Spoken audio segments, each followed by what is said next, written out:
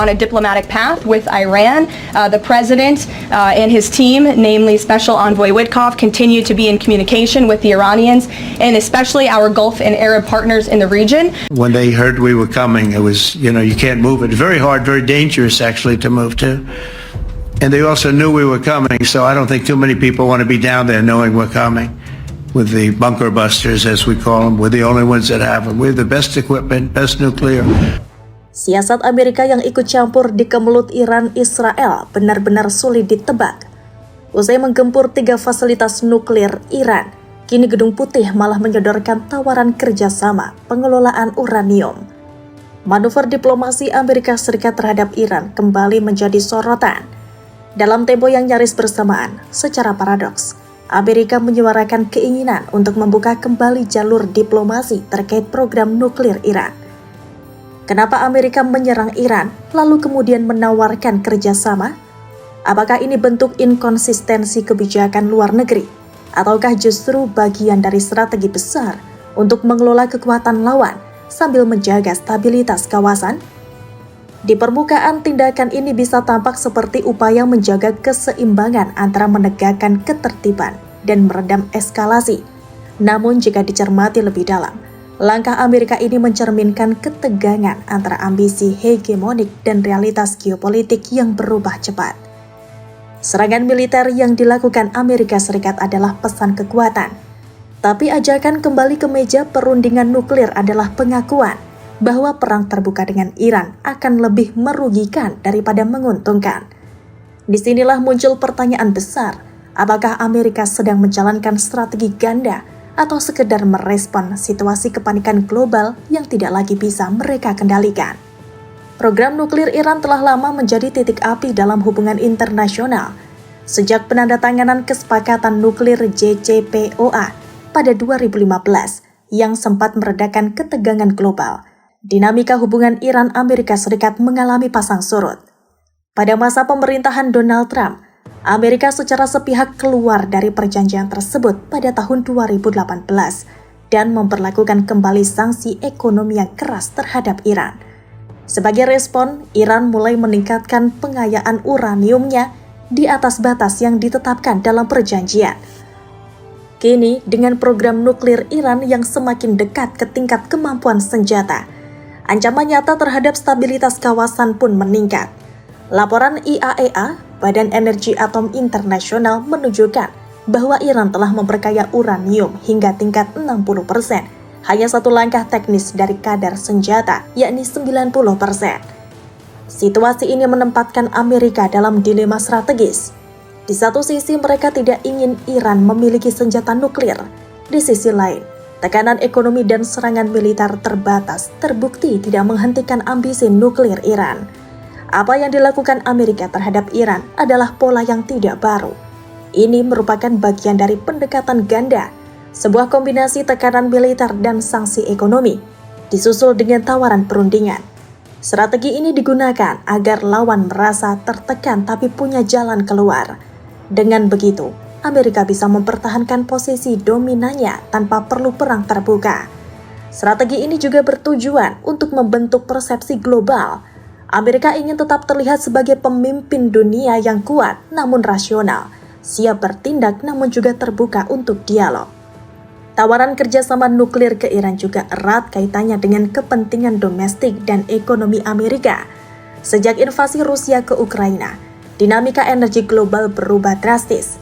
Ketergantungan Eropa pada energi Rusia mendorong Washington untuk mencari alternatif, dan Iran dengan cadangan minyak dan gas alamnya yang besar menjadi pemain yang tidak bisa diabaikan.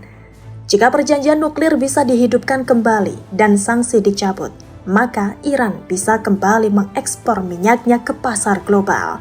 Hal ini akan membantu menstabilkan harga energi internasional dan menurunkan tekanan inflasi di Amerika dan sekutu-sekutunya. Jadi, kerjasama nuklir bukan hanya soal mencegah Iran memiliki bom atom, tapi juga soal menjaga harga BBM agar tidak menghantam elektabilitas politisi di Washington. Satu lagi faktor penting yang mendorong Amerika mengajak Iran kerjasama adalah perubahan konstelasi global. Iran saat ini makin dekat dengan Rusia dan China. Mereka bekerja sama dalam perdagangan, militer, dan bahkan teknologi nuklir sipil. Jika Amerika Serikat terus menjauhkan diri dari Iran, kekosongan diplomatik itu akan diisi oleh rival-rival geopolitik Washington. China telah berperan sebagai mediator dalam menjembatani hubungan Iran dan Arab Saudi. Rusia mengandalkan drone buatan Iran untuk membantu invasinya ke Ukraina. Aliansi informal ini jelas mengkhawatirkan Washington. Atau faktor lainnya, kemungkinan termustahil tapi mungkin saja terjadi adalah Amerika mulai meninggalkan Israel.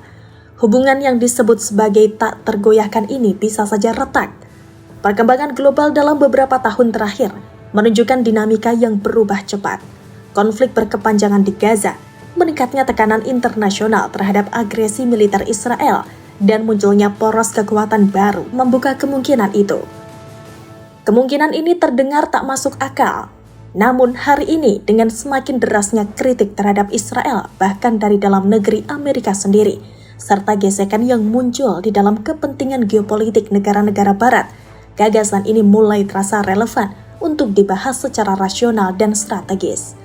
Secara historis, Israel telah menerima miliaran dolar bantuan militer dari Amerika setiap tahunnya. Dukungan politik dan diplomasi pun nyaris tanpa syarat.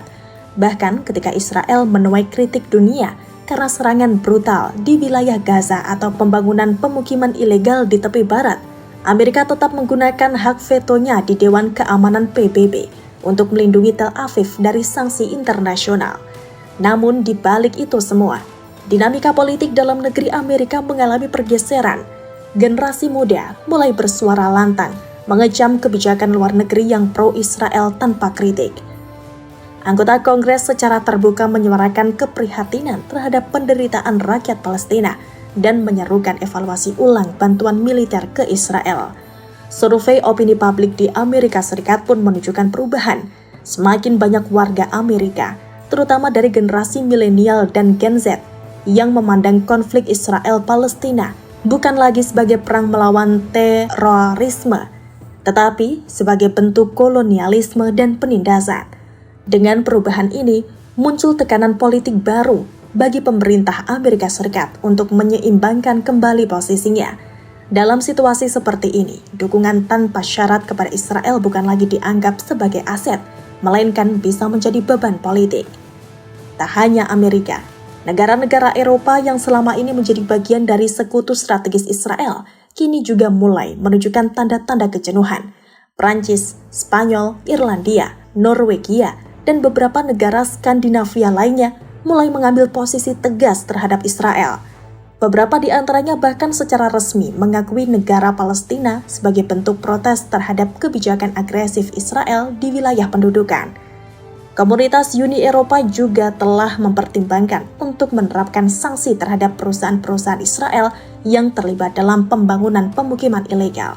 Meskipun langkah ini belum bersifat menyeluruh, namun sinyal politik yang disampaikan sangat jelas. Kesabaran Eropa terhadap Israel semakin menipis.